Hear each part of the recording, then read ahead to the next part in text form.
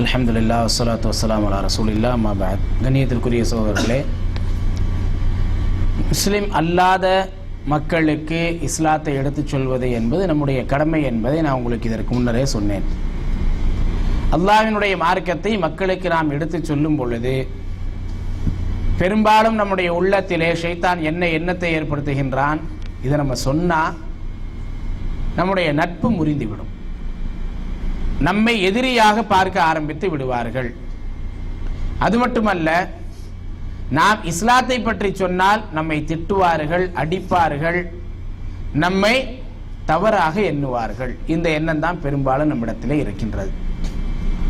இஸ்லாத்தை சொன்னால் ஒருபோதும் மக்கள் நம்மை தவறாக எண்ண மாட்டார்கள்.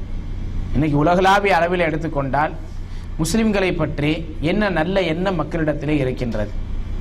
மீடியாக்கள் எப்படிப்பட்ட எண்ணத்தை முஸ்லிம்களை பற்றி பரப்பிக் கொண்டிருக்கின்றது? தீய எண்ணத்தை தான் பரப்புகின்றது. தாவா செய்யாவிட்டாலும், அழைப்பு பணியை செய்யாவிட்டாலும் நம்மை பற்றி மக்கள் தவறாகத்தான் நினைத்துக் கொண்டிருக்கின்றார்கள்.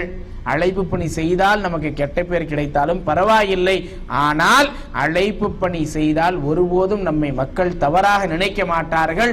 அல்லாஹ்வினுடைய உதவியை கொண்டு உண்மையாலுமே இவர்கள் நம்முடைய நலனை விரும்பக்கூடியவர்கள் என்பதை அவர்கள் உணர்ந்து கொள்கின்றார்கள்.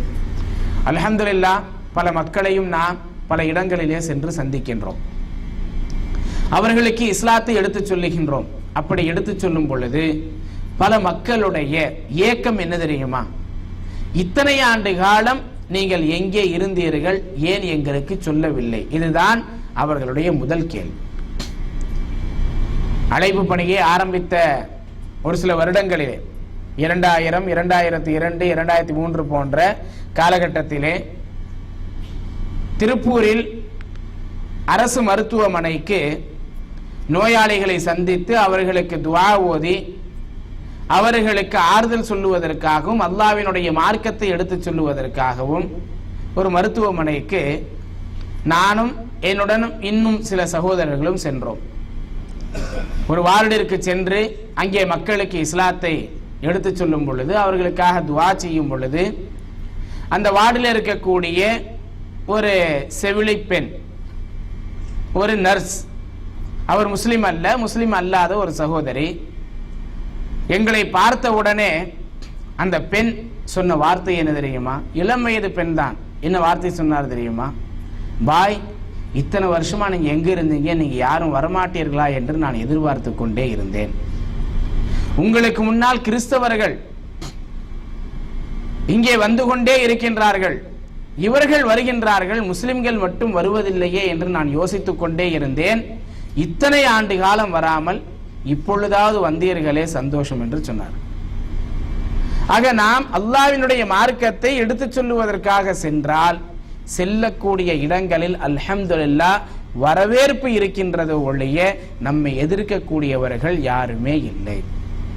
அதே போன்று அல்லாஹ்வினுடைய மார்க்கத்தை எடுத்துச் சொல்லும் பொழுது ஏற்றுக்கொள்ளக்கூடிய மக்களும் அதிகமாகத்தான் இருக்கின்றார்கள். ஏன் எங்களிடத்திலே வந்து சொன்னீர்கள் என்று கேட்பதில்லை, எதற்காக இதனை சொல்லுகின்றீர்கள் என்று கேட்பதில்லை.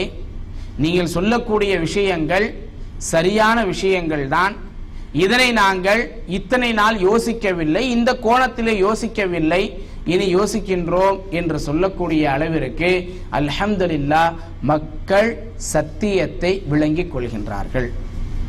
அல்லாஹ்வினுடைய மார்க்கத்தை எடுத்துச் சொல்ல வேண்டும் என்பதற்காக பல்வேறு இடங்களில் நாம் தாவா பணியை செய்கின்றோம், பல விதங்களிலே செய்கின்றோம். அதிலே தமிழகத்தினுடைய பல்வேறு பகுதிகளில் ஏறத்தாழ 30க்கும் மேற்பட்ட இடங்களிலே அமைதியை நோக்கி என்ற ஒரு இஸ்லாமிய வாழ்வியல் கண்காட்சியை நடத்துகின்றோம்.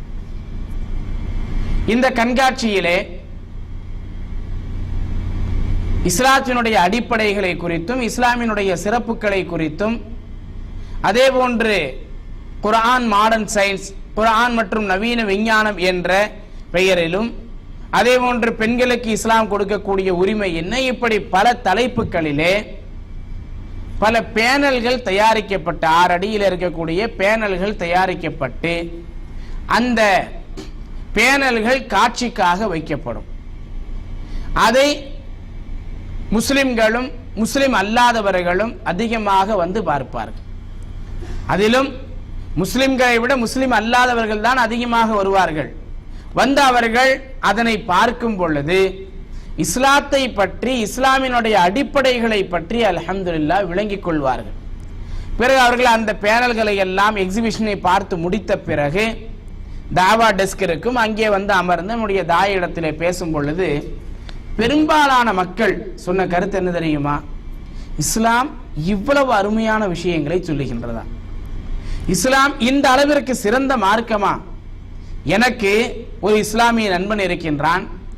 நான் சிறு வயதிலிருந்தே முஸ்லிம் பள்ளியில் தான் படித்தேன், முஸ்லிம் ஸ்கூலில் தான் படித்தேன். நான் சிறு வயதிலிருந்தே முஸ்லிம் நண்பர்களோடு பழகி கொண்டுதான் இருக்கின்றேன். இப்பொழுது நான் வேலை செய்யக்கூடிய இடத்திலும் கூட எனக்கு பல முஸ்லிம் நண்பர்கள் இருக்கின்றார்கள். நான் முஸ்லிம் மஹல்லாவில் உங்களுடைய பகுதியில் தான் வசித்துக் கொண்டிருக்கின்றேன். இப்படி ஒவ்வொருவரும் ஒவ்வொரு விதமான கருத்தை சொல்லிவிட்டு ஒருமித்தமாக அவர் சொல்லக்கூடியது என்ன தெரியுமா? எந்த ஒரு முஸ்லிமும் எங்களுக்கு இதனை எடுத்து சொல்லவில்லையே, எந்த ஒரு முஸ்லிமும் இதுநாள் வரை எங்களுக்கு இதனை எடுத்து சொல்லவில்லையே என்றுதான் கேட்கின்றார். ஒரு முறை ஒரு சகோதரர் ஒரு நிகழ்ச்சிக்கு தன்னுடைய முஸ்லிம் அல்லாத நண்பரை அழைத்துக் கொண்டு வருகின்றார். அவரை அழைத்துக் கொண்டு வந்து என்னிடத்திலே இவருக்கு சற்று இஸ்லாத்தை பற்றி சொல்லுங்கள் என்று சொன்னதும் அவருக்கு நான் ஏகத்துவம், தூதுத்துவம், மறுமை போன்ற விஷயங்களை அல்ஹம்துலில்லாஹ் எடுத்து சொல்லுகின்றேன். நீங்கள் சொர்க்கத்திற்கு செல்ல வேண்டும் என்றால் இஸ்லாம் தான் உங்களுக்கு வழிகாட்டுகின்றது என்ற விஷயங்களை எல்லாம் அவருக்கு எடுத்து சொன்ன பிறகு அவரை அழைத்து வந்த நண்பர் சொல்லுகின்றார், இதையெல்லாம் நாங்கள் உங்களுக்கு சொல்லக்கூடிய நோக்கம் என்ன தெரியுமா?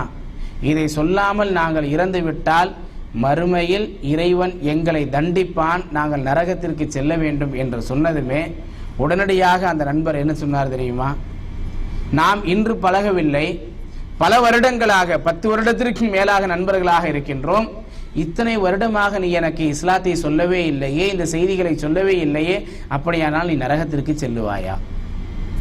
அல்லாஹ் அக்பர்.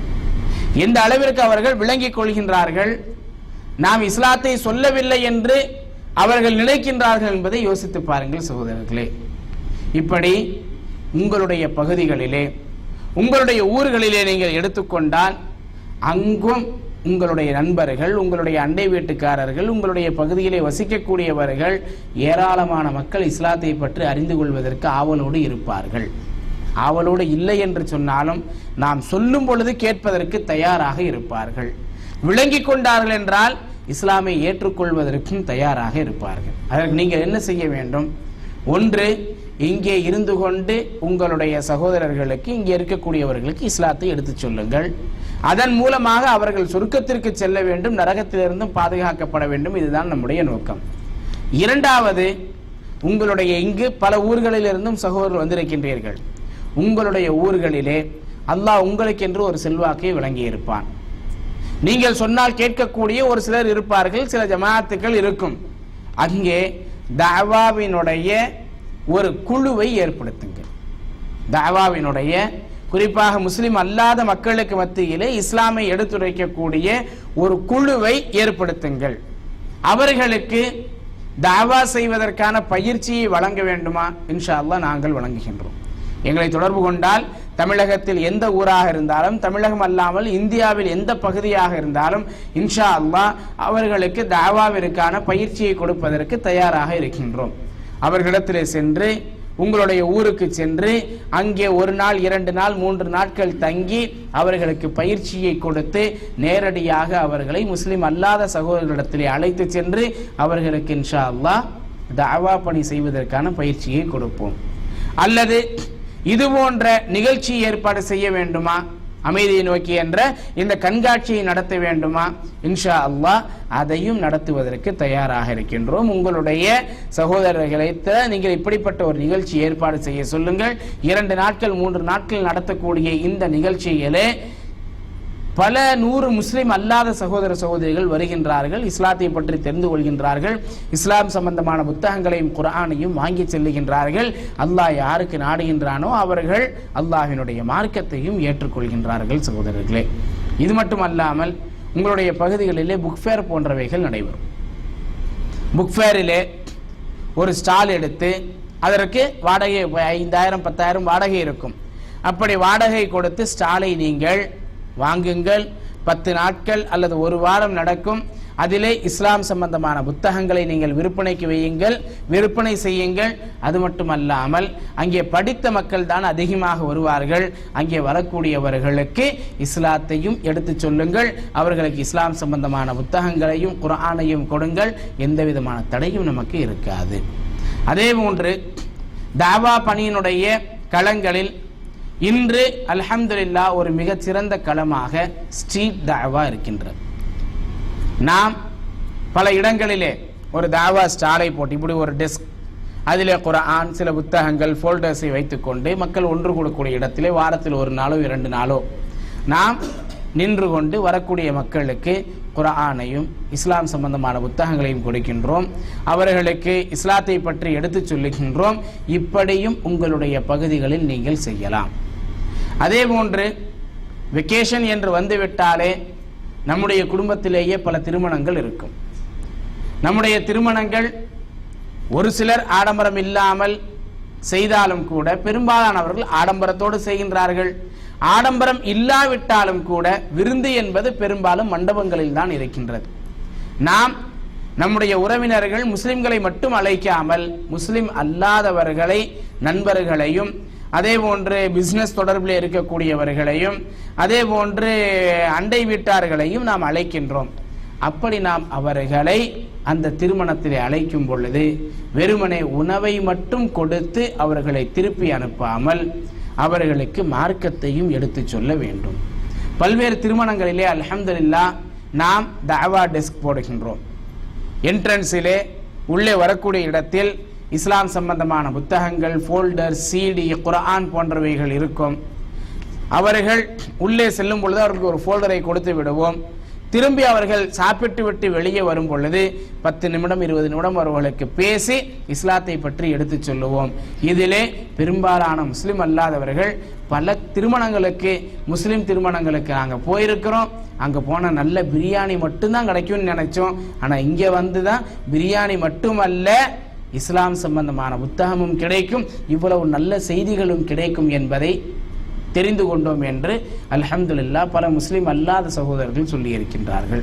இப்படி அல்லாஹ்வினுடைய மார்க்கத்தை எடுத்து சொல்வதற்கு பல களங்கள் இருக்கின்றன. உங்களில் எல்லோருமே இந்த அனைத்து களங்களிலும் வேலை செய்வது என்பது சாத்தியமில்லை. ஆனால் ஒவ்வொருவருக்கும் ஒவ்வொரு வாய்ப்பை அல்லாஹ் வழங்கி இருப்பான். அந்த வாய்ப்புகளை பயன்படுத்துங்கள். நிச்சயமாக அல்லாஹ் சுப்ஹானஹு வ தஆலா நம்முடைய அமல்களிலே, நம்முடைய செயல்களிலே வெற்றியை கொடுப்பான், நம்மை பொருந்திக் கொள்வான். அல்லாஹ் நம் அனைவருக்கும் அல்லாஹ்வினுடைய மார்க்கத்தை தூய முறையிலே மக்களுக்கு எடுத்துச் சொல்லக்கூடிய பாக்கியத்தை தந்தருள்வானாக. ஆமீன். வாஹிரு தஅவானா அல்ஹம்துலில்லாஹி ரப்பில் ஆலமீன். வஸல்லல்லாஹு அலா நபியினா முஹம்மத். வஸ்ஸலாமு அலைக்கும் வரஹ்மத்துல்லாஹ்.